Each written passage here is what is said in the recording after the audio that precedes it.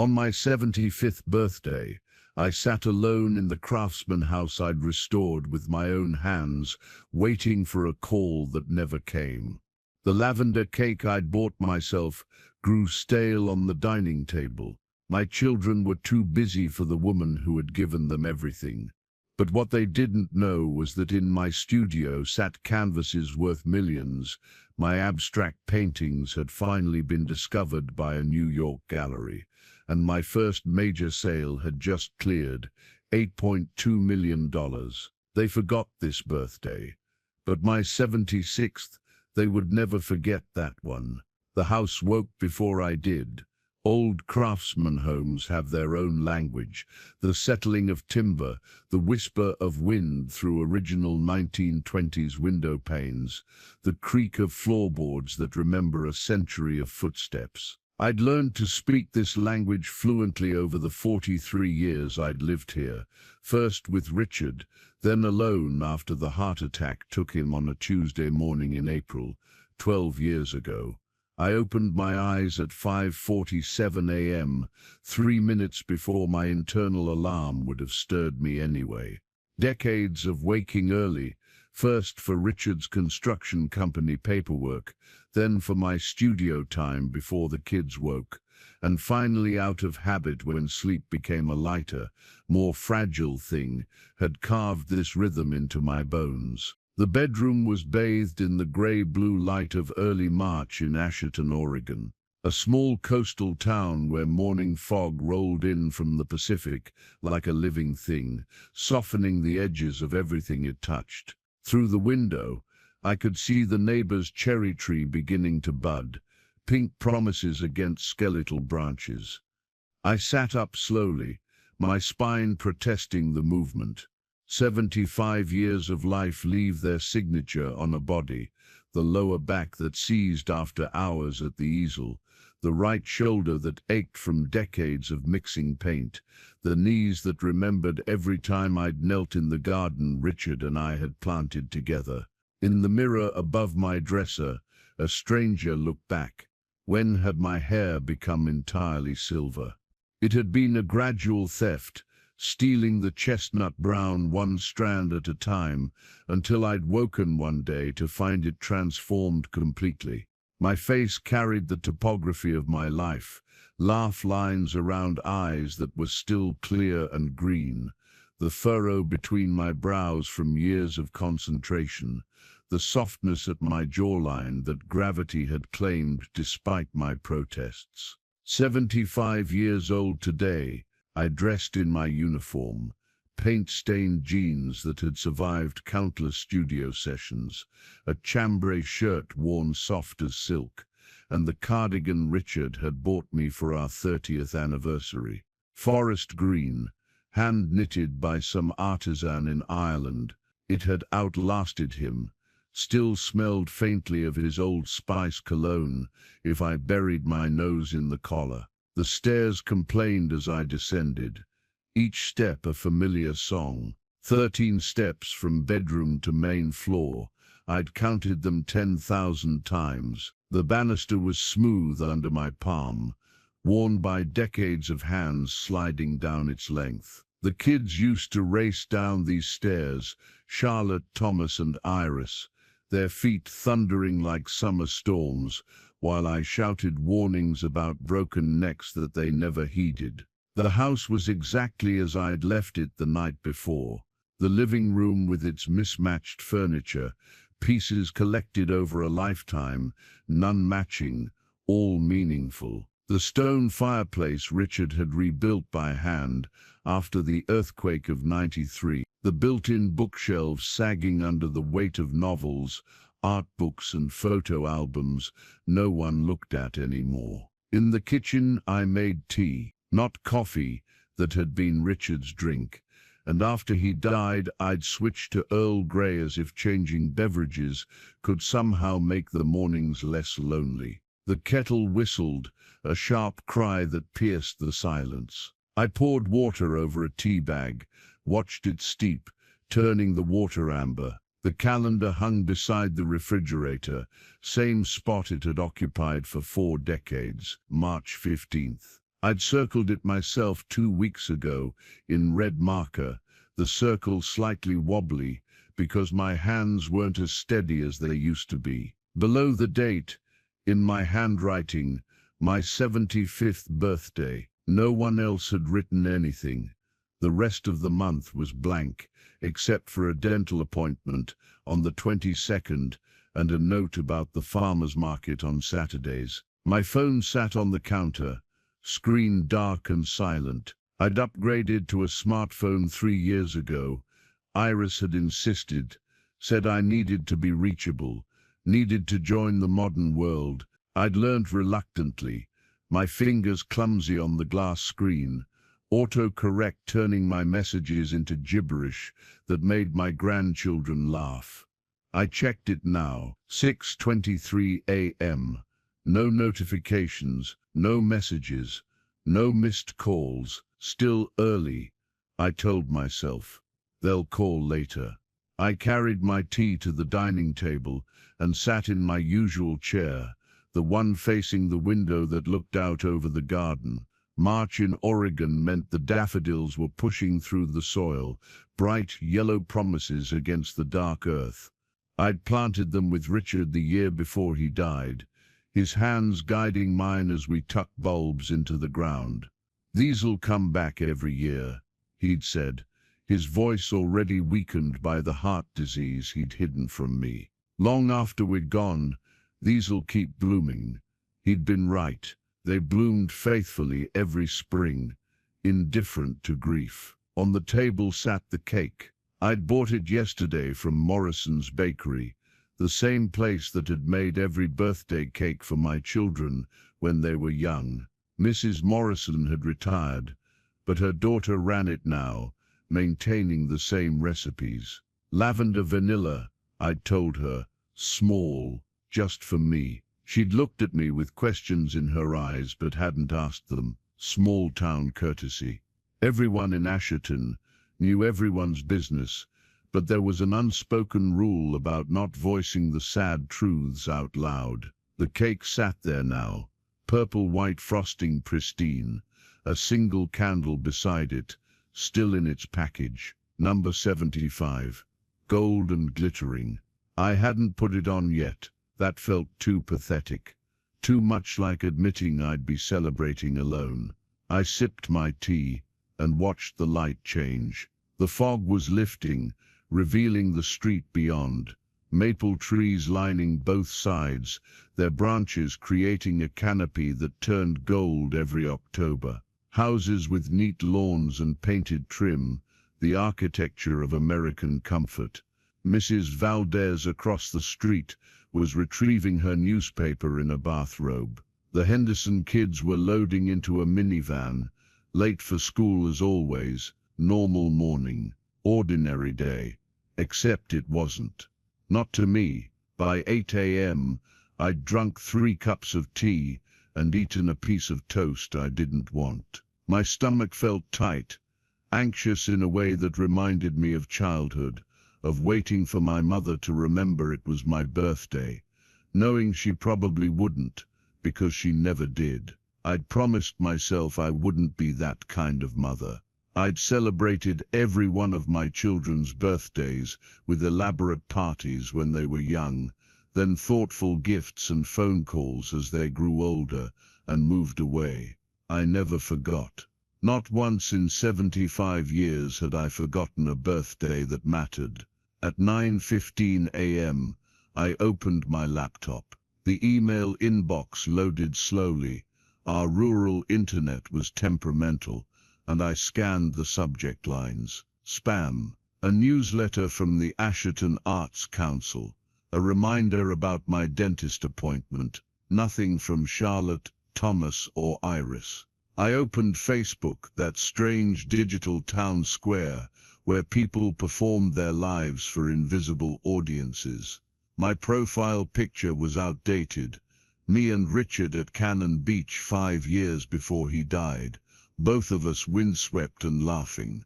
I scrolled through my feed. Charlotte had posted a photo of her morning latte, artfully arranged beside her laptop. Powering through this presentation. #boss babe #Monday, motivation. 43 likes already. Thomas had shared an article about cryptocurrency. No personal posts, just the article, with no comment. That was typical of Thomas. Present but not really there. Iris had posted photos from her daughter's dance recital. 7-year-old Penelope in a tutu, beaming at the camera. So proud of my little ballerina. 62 likes. Comments from friends and family gushing about how adorable she was. Nothing about me. No happy birthday mom posts. No throwback photos with sentimental captions. The algorithm showed me memories posts from previous years. 3 years ago, Charlotte had written, "Happy 72nd birthday to the most incredible mother. Thank you for everything you've given us." The post had a photo of us at her wedding, both of us in lavender dresses. 2 years ago, Thomas had shared a childhood photo, "Happy birthday, Mom. Thanks for always believing in me, even when I didn't believe in myself." Last year, Iris had posted a video montage of family moments set to music, ending with "Happy 75th birthday, Mom," except I'd only been 74 last year. She'd gotten my age wrong, but at least she'd remembered. Nothing. I closed the laptop harder than necessary, the snap echoing through the empty house. The weight of silence at 10:30 a.m. I did what I always did when emotions threatened to overwhelm me. I went to my studio. The studio was the converted garage, a space Richard had renovated for me 30 years ago, when the kids left for college, and I'd finally admitted out loud that I wanted to paint seriously.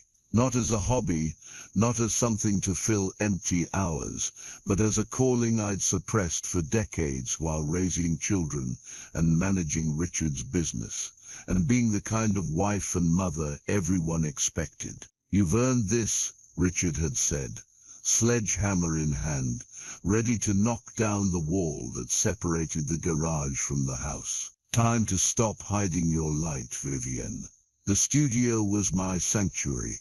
North-facing windows for consistent light, concrete floors splattered with decades of paint, a Jackson Pollock of my life's work. The smell of linseed oil and turpentine, acrylic and canvas, easels holding works in progress, shelves crammed with supplies, and on every available wall space, paintings. I'd been painting abstracts for 40 years, pouring emotion onto canvas in ways I couldn't express with words. Sweeping gestures of color, texture built up in layers, compositions that spoke to something primal and wordless. For most of those years, I'd painted in obscurity. Local art shows, a few pieces in coffee shops and waiting rooms, nothing that paid, nothing that mattered beyond my own need to create. Until last year, a gallery owner from New York had been vacationing in Asherton, wandered into a small exhibition at the community center, and stopped dead in front of one of my paintings, a massive piece I'd titled "After the Storm." Blues and grays and sudden strikes of gold, the feeling of light breaking through darkness. She'd asked who the artist was. Someone pointed at me, standing in the corner nursing a plastic cup of cheap wine. What happened next had felt like a dream. She'd wanted to see more work. She'd brought colleagues. They'd talked about raw emotional power and mature vision and the fresh perspective of an artist, unencumbered by commercial pressure. Within 6 months, I had a solo show scheduled at the Rothman Gallery in Manhattan. Within 8 months, collectors were bidding. Within 9 months, I'd sold 7 paintings for a total of $8.2 million. $8 million. I hadn't told anyone. Not the kids not you own. Not the kids, not my friends. Not the other artists in Asherton's small creative community. I'd deposited the money in a new account, watched the numbers on the screen with a sense of unreality, and gone back to painting. Because here's what I'd learned in 75 years. Money reveals character. It doesn't change people. It amplifies 5 years. Money reveals character. It doesn't change people. It amplifies who they already are. And I wanted to know, needed to know, who cared about Vivian for Vivian Ashford, the first Vivian of Washington?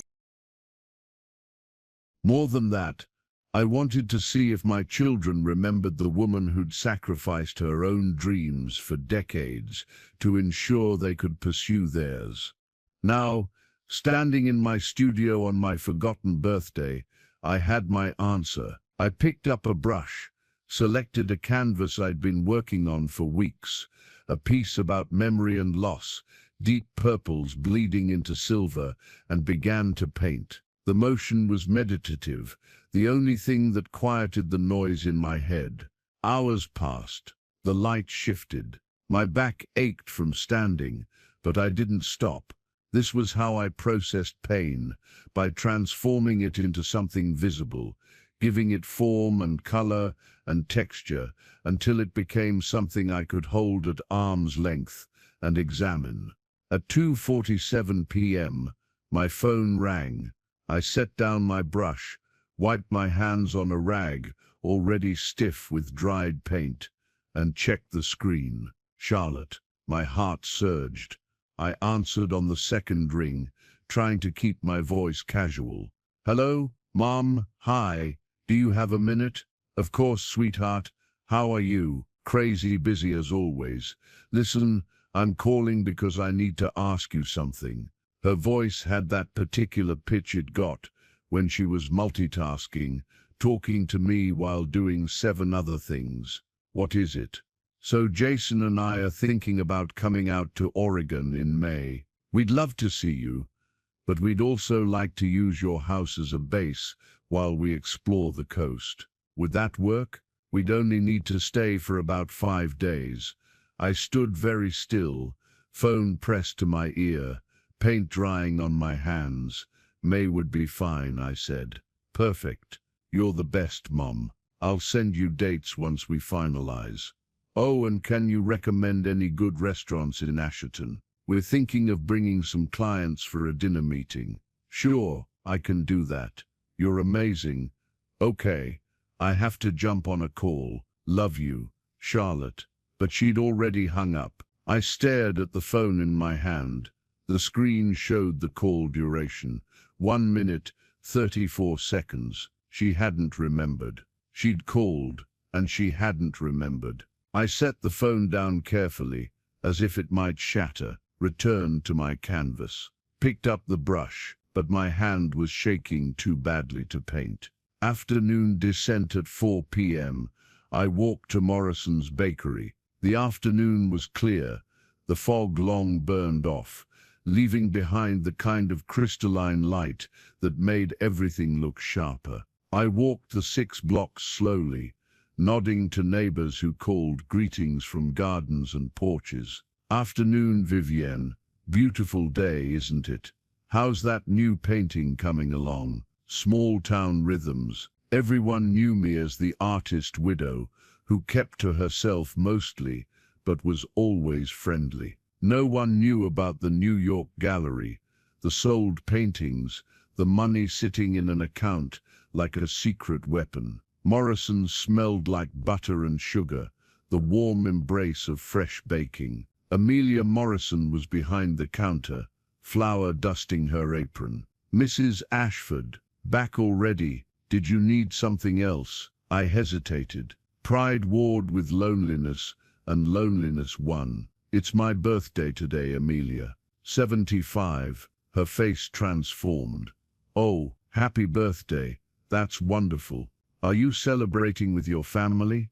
The lie formed automatically. They're all so busy. We'll celebrate another time. But Amelia saw through it. I watched the understanding dawn in her eyes, followed by pity. She came around the counter, hugged me with arms that smelled like vanilla extract. Well, happy birthday from all of us here. You let me know if you need anything at all. I bought a scone I didn't want and fled before the tears could come.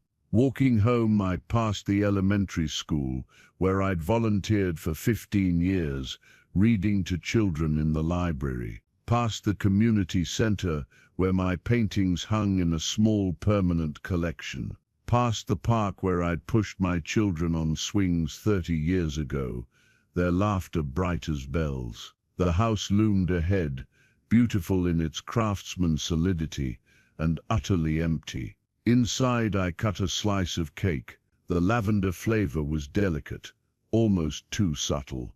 I ate standing at the counter, fork scraping against the plate, thinking about other birthdays. My 40th. Richard had thrown a surprise party.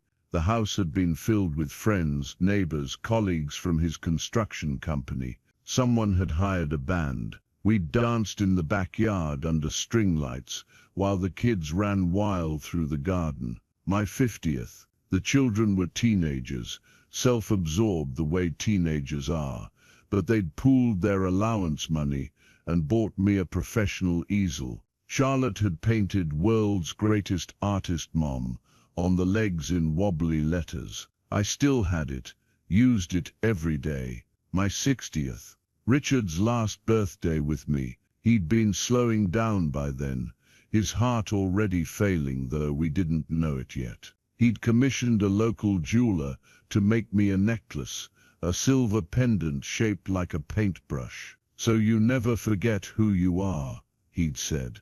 I was wearing it now, had worn it every day for 15 years. After he died, the birthdays became quieter. The kids tried at first, phone calls, visits when they could manage it, thoughtful gifts. But life pulled them away. Charlotte's career in Portland consumed her. Thomas moved to Seattle for a tech job that demanded 80-hour weeks. Tyrus settled in Sacramento with her husband and daughter, building a life that didn't have much room for a mother 500 miles away. I understood. I'd raised them to be independent, to chase their dreams without guilt. I'd never been the type of mother who demanded constant attention or made them feel obligated. But understanding doesn't make loneliness hurt less. At 6:30 p.m., I lit the candle. The number 75 glowed in the dimming kitchen, casting a small circle of light. I sat at the table, looking at the cake, and sang happy birthday to myself. My voice sounded thin in the empty house, competing with the tick of the wall clock and the hum of the refrigerator. I blew out the candle, made a wish, even though I'd stopped believing in wishes the day the doctor told me Richard's heart attack had been massive and instant, that he hadn't suffered. The landline rang at 7:15 p.m. I lunged for it, nearly knocking over my teacup in my haste. "Hello, Mrs. Ashford? This is Jeremy from Senior Care Solutions. I'm calling to discuss our comprehensive in-home care packages." I hung up. The silence rushed back in, a physical presence. At 8 p.m., Thomas texted, "Hey Mom, can you send me Grandma's pot roast recipe? Sarah wants to try making it."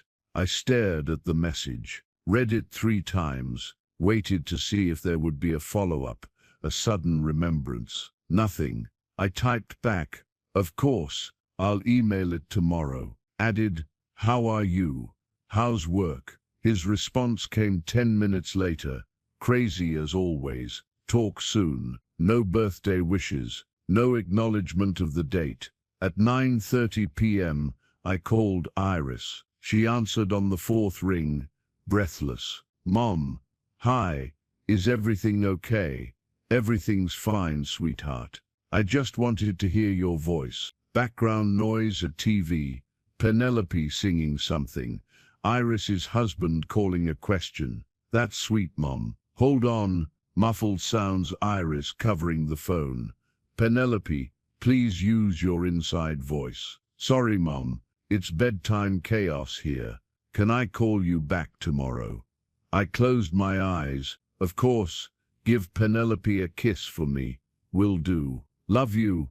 She hung up before I could say it back. I sat in the living room as darkness fell completely, the house creaking around me. Through the window, I could see lights coming on in neighboring houses, families gathering for dinner, children doing homework, couples settling in for the evening. I thought about calling them back, all three of them, saying, "Did you know it's my birthday? Did you forget?" But the thought of their apologies, their rushed explanations and guilty justifications felt worse than the silence. The secret in the desk at 10:30 p.m., unable to sleep, I went to my studio. I turned on the work lights, flooding the space with harsh brightness that made every painting look different than it did in natural light. The canvas I'd been working on earlier stared back at me, purples and silvers, memory and loss, a visual representation of how it felt to be forgotten. I walked to the old oak desk in the corner, the one piece of furniture I'd kept from my childhood home. My mother's desk, inherited when she died 20 years ago. Scarred wood, brass handles gone green with age, drawers that stuck and required jiggling.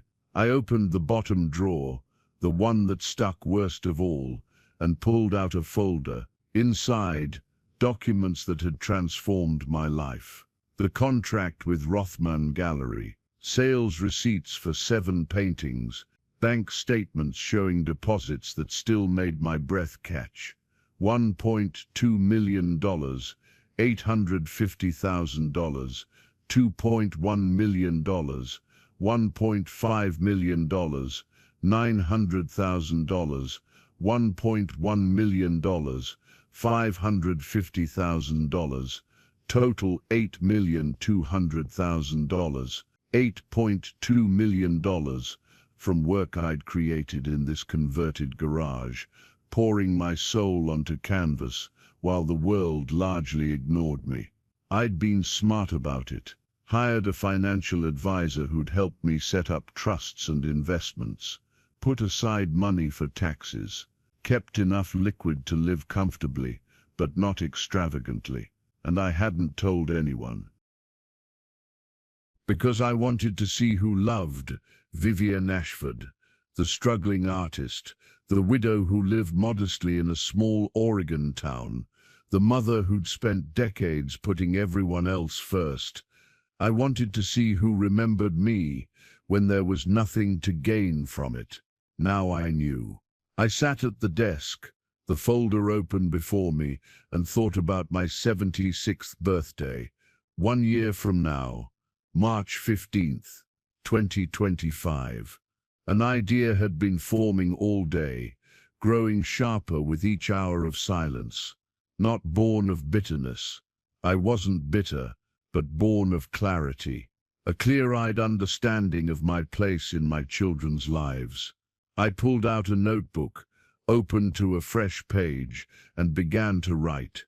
The plan took shape slowly, carefully. I wrote for an hour, crossing out and revising, adding details and contingencies. By the time I finished, my hand ached, and 3 pages were filled with neat handwriting. I read through it once more, then closed the notebook. Next year, my 76th birthday would be different, not because I would demand recognition or guilt them into remembering, but because I would give them something they couldn't ignore, something that would force them to see me, really see me, perhaps for the first time in years. I returned the folder to the drawer, turned off the studio lights, and walked back through the dark house. In the bedroom, I changed into pajamas, washed my face, brushed my teeth, the mundane rituals of ending a day. But before I turned off the bedside lamp, I looked at Richard's photograph on the nightstand. 43 years of marriage compressed into a silver frame. His face frozen at 63, forever younger than I was now. They forgot, I told him softly. All 3 of them forgot. His smile remained unchanged, offering neither judgment nor comfort. I turned off the light and lay in the darkness, listening to the house settle around me. For the first time in 12 years of widowhood, I didn't cry myself to sleep. Instead, I felt something unexpected.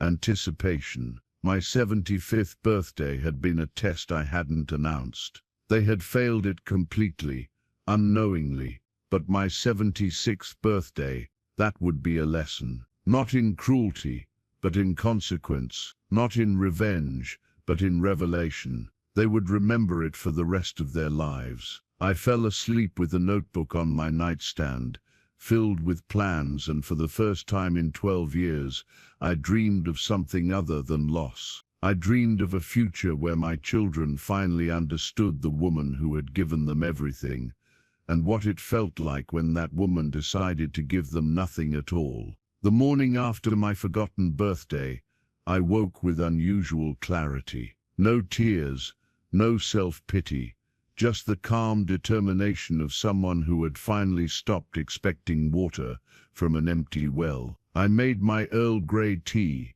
sat at the dining table with my notebook, and refined the plan I'd sketched the night before. The lavender cake still sat on the counter, mostly uneaten, a monument to absence. I wrapped it carefully and placed it in the freezer. Evidence, I thought, a reminder of what had been forgotten.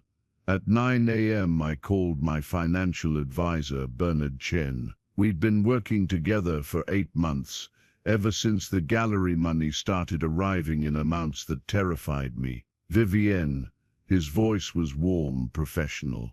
How can I help you today? Bernard, I need to establish a foundation, something substantial, and I need it ready within the year. A pause. What kind of foundation? For emerging artists, women over 50, who've been told they're too old, too late, too invisible. I want to fund residencies, exhibitions, materials, real support, not token gestures. I could hear him writing. That's a beautiful vision. What's your budget? $7 million. The sound of his pen stopping. 7 million. Yes, I want to keep $1 million for myself. That's more than enough, and the rest goes to the foundation. Can it be done by next March? Absolutely. We'll need to work through the legal structure, tax implications, board members. I'll handle the board, you handle the paperwork, and Bernard, complete discretion until I'm ready to announce it. Of course. May I ask what prompted this? I looked at the frozen cake through the kitchen doorway. Let's call it a birthday resolution. After we hung up, I sat with the satisfaction of action taken. The foundation would be my legacy, the proof that Vivienne Ashford had mattered beyond her roles as wife, mother, and invisible artist in a small town. But it was also something else, a mirror. When my children learned about it, and they would, exactly when I chose to tell them, they would see themselves reflected in their absence. They would understand what they'd missed while they were too busy to remember. Whispers begin. 3 days after my birthday, Charlotte called. Mum, I just realized. Oh my God. Mum, your birthday was Tuesday, wasn't it? I was in my studio, brush in hand, working on a new piece. I set it down carefully before answering. Yes, sweetheart, Tuesday. I'm so sorry, I completely forgot. Work has been insane, and Jason's been traveling, and there's no excuse. I'm a terrible daughter. The apology felt rehearsed, delivered with the same efficient professionalism she used in business meetings. I could hear her typing in the background. It's fine, Charlotte. I understand you're busy. No, it's not fine. Let me make it up to you. I'll send flowers today, and maybe we can plan a visit soon. That's not necessary. Mum, please don't be like that. I feel awful. I felt something shift inside me. Not forgiveness, exactly, but a kind of anthropological curiosity. I was watching my daughter perform guilt, without actually feeling it. Charlotte, are you typing while we're talking? A pause. The typing stopped. Sorry, you're right. I'm here, fully present. When was the last time we had a real conversation? Not logistics about visits or requests for recipes, but an actual conversation about our lives. Silence, not the comfortable kind. I don't know, Mum. Things have been hectic. They've been hectic for 3 years. That's not fair, isn't it? I could hear her breathing, the slight edge of defensive anger creeping into her voice. Look, I called to apologize. I don't know what else you want from me. I don't want anything from you, Charlotte. I'm simply observing a pattern. A pattern. You called 5 days ago, asked to use my house in May. Didn't mention my birthday. Then Thomas texted, asking for a recipe. No birthday mention. Iris didn't call at all until I reached out. Do you see the pattern? Mum, we all have lives. We're not perfect. We make mistakes. Yes, I said softly. We do. After we hung up, Charlotte claiming another meeting, rushing off with promises to call again soon, I returned to my canvas. But I was smiling. The seeds were planted. Charlotte would tell Thomas about our conversation. Thomas would feel guilty and call. Iris would hear from both of them and feel obligated to reach out. The family network would activate, not out of genuine care, but out of collective guilt and the fear that Mum was becoming difficult. I knew my children well, better than they knew me, certainly better than they knew themselves. An unexpected ally that evening. My doorbell rang. I wasn't expecting anyone, and for a moment I considered not answering. But curiosity won. On my porch stood Amelia Morrison from the bakery, holding a covered dish. Mrs. Ashford, I hope I'm not intruding. I made too much lasagna, and thought you might like some. We both knew it was a lie. She'd made the lasagna specifically for me, had probably told her husband she was delivering it to that poor widow, whose kids forgot her birthday. I should have been insulted. Instead, I was touched. Come in, Amelia, please. We sat in my kitchen, and she served us both generous portions of lasagna while I made tea. We talked about small things, the bakery, her teenage son's college applications, the upcoming town art fair. Then she said, my mother used to say that children are like plants. You give them everything, water, sunlight, good soil, and then they grow up and away. That's what you raise them to do. But it still hurts when they forget to look back at the garden that grew them. I set down my fork. That's very poetic. My mother was a poet. My mother was a poet, not professionally. She wrote in notebooks she kept hidden in her closet. I found them after she died. Hundreds of them after she invented. Hundreds of poems about being invisible, being forgotten, being the foundation everyone stands on without noticing. Did she ever publish them? No, she was too afraid, too convinced she wasn't good enough. Amelia met my eyes. But you're different, Mrs. Ashford. Everyone in town knows you're a real artist. Your paintings in the community center, they're extraordinary. Don't let anyone make you feel invisible. After she left, I sat with those words. Don't let anyone make you feel invisible. But I already was invisible. To the people who mattered most, I'd become background scenery in their busy lives. The foundation would change that. Not by making me visible to them, I was done seeking their attention, but by making me visible to myself. Proof that Vivienne Ashford existed beyond her children's memory or acknowledgement. 2 weeks after my birthday, Thomas called with alarm in his voice. Mom, Charlotte told me about your conversation. Are you okay? You sounded different. Code for difficult, unreasonable, not acting like the agreeable mother we're used to. I'm fine, Thomas. How are you? I feel terrible about missing your birthday. We all do. Iris cried when Charlotte told her. Iris cried. I wondered if that was true, or if Thomas was embellishing to make the collective guilt sound more dramatic. Thomas, I'm 75 years old. I don't need birthday parties or performative guilt. I simply need honesty. Honesty about what? About where I fit in your lives, whether I'm a person or a service provider, someone you call when you need recipes, or house sitting, or free accommodation. Mom, that's not, we love you. You know that, do you? Because love without attention is just a word. He was quiet for a long moment. Then, what do you want us to do? Nothing. I'm not asking for anything. I'm simply done pretending our relationships are something they're not. I heard him exhale, frustrated. So what? You're punishing us now? No, Thomas. I'm liberating us. You from the obligation of a mother you don't have time for. Me from the expectation that I should be endlessly available and understanding. This isn't like you. Maybe you don't know what I'm like anymore. After that call, I knew the real storm would begin. My children would convene, probably a group text, and strategize about the mom situation. They would be confused, worried, possibly angry. I was breaking the unspoken contract. Mothers sacrifice, children take, and everyone pretends it's normal. But I was 75 years old, sitting on $8 million and a lifetime of suppressed resentment.